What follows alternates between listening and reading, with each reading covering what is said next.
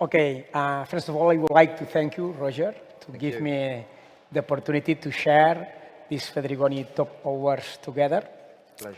And really, okay, following a little bit our friends from the paper and the packaging about the trends into the market, I would like that if you can tell us what are the trends that you see in the design in the label market also. So first of all, what I want to underline that I was quite amazed for all the work we try to judge in the best way, but especially in the label, what I notice is that the fantasy and the freedom of all the project. I've done just a little selection here to demonstrate how there is no trend at all, because there is a lot of a real freedom from design. And because when we talk about brand identity, packaging design, we're talking about personality. And when, and all the time in a lot of different occasions, we mention the personality of a brand and we compare with the personality of people. So if we think of personality, we can't talk about trends because otherwise we lose the personality. That's why I don't like the idea of following trends. All the work we judge on the label are demonstrating that there is so many possibilities, so many occasions to express ourselves as a designer, as a brand, as a production company, to do whatever we like. Probably the only trends we have to follow in the future is based on responsibility, because responsibility is a kind of new trend. We all were habit to design with not too much responsibility, following a kind of no limits idea. No? The no limits idea is not really responsible. Mm-hmm. So the new responsibility will drive new trends, but not in terms of aesthetic, in terms of content, in terms of sustainability, kind of finding new languages. And concerning, for example, the sustainability that you mentioned now, that could be between the brands a trend, what are the constraints that you can see or we can detect, or the opportunities that really we can see in this trend? I think, as I mentioned, we were happy to have no limits, like an old advertising campaign.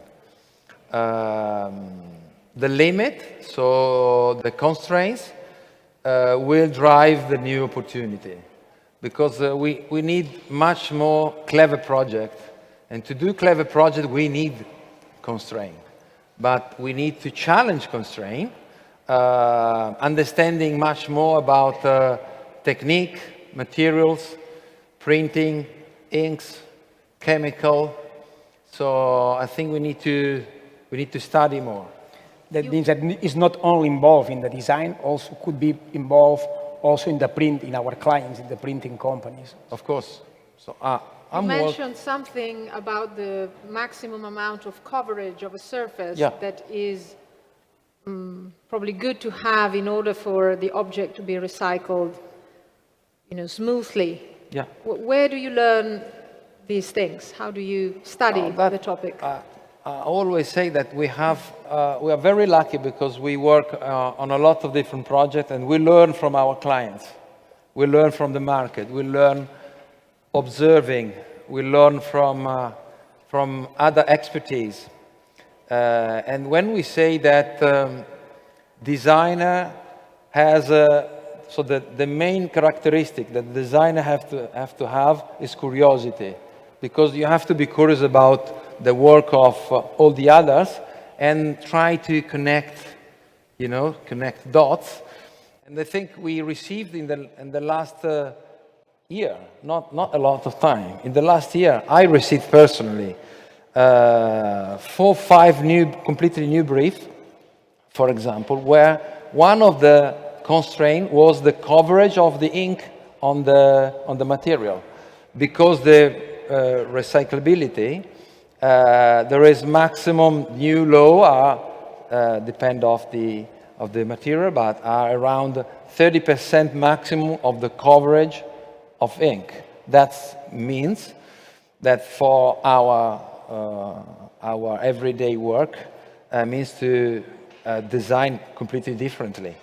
So if you want to have a blue background like this, you probably start to think at paper colored in mass, rather than start to white paper and a lot of blue ink, and then you discover that the blue ink is probably one of the worst. For the printers in the audience who feel like fainting, there is salts and refreshments afterwards. So there's something in the bag, probably. Sorry for that. Yeah, I've got. I just bring with me a quite recent project. I had the possibility to. I didn't have lunch, so that's particularly interesting. Yeah, it's not cooked. Sorry. So that is a little Italian pasta maker. Coming from Dolomites. It's quite a new client for us. We challenged it very much. And I was so happy about their reaction, because I went to them the first time to receive the brief, and they used to have a plastic bag, a traditional plastic bag. And because I had in mind that challenge, I arrived with the paper pack of flour, and I put on the table. That was the starting project. Of flour? Flour, sorry. Okay. The pack of flour that is normally in paper. And I said, because your pasta starting from here, we can go back to here. And that's the reason why we started to work on the 100% paper with no plastic at all. So there is no double material, and we printed that with not a lot of ink, because the coverage is starting with a natural paper, and the client was very good and very tough to arrive to do this result on the same machinery in the factory. So that is working on the same machinery that was managing plastic without changing nothing.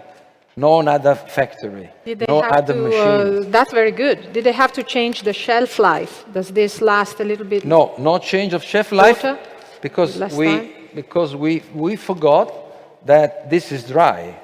Because it's dry, the shelf life is driven by the way you preserve. So it's dry. So the paper is only protecting. Thank you, Roger. This is a brilliant example.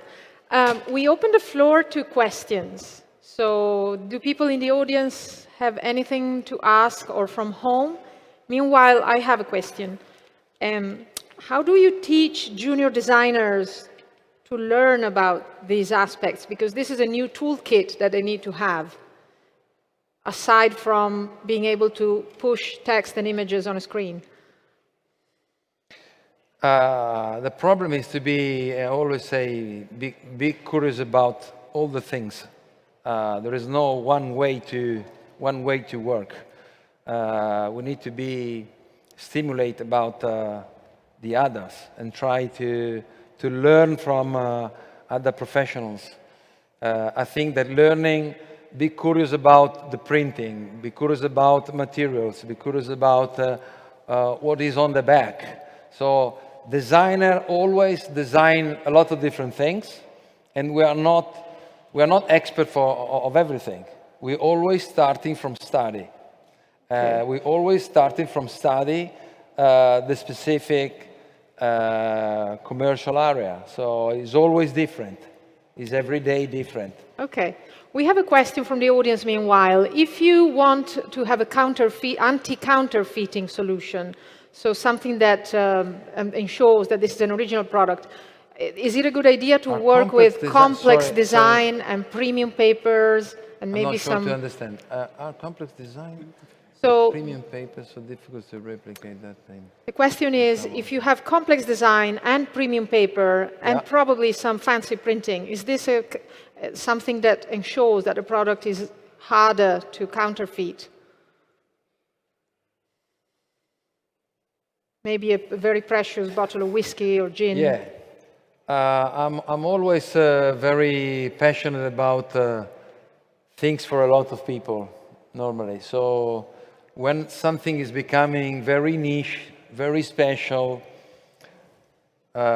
it's fantastic, but it's for few. It's never a big issue. So the big issue is always, so we can do a lot of different things at that level. But that's not the difficult things. The difficult things to do Good things for the masses. good things for the masses. I mean, in big numbers. Yeah, big numbers create big issues. Small numbers can just have fun with it. What's the most challenging element when you design a label? Is it maybe the tiny size? Yeah, probably the size and the information, I think. More and more depend of the category where you work on in terms of products, but people want to have more information from the product. So not just a nice label, but they want to read something.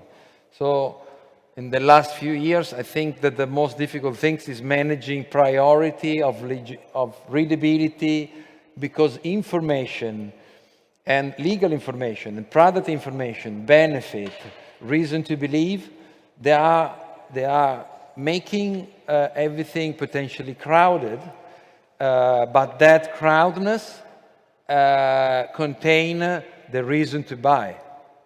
And so we need to manage, and when the label is small, it's becoming something very, very special to manage. Thank you so much, Roger. Thank you, Thanks Pera. to you. Thank you a lot. Thank you, Roger. They're going to It's be really a around for pleasure. more questions later on.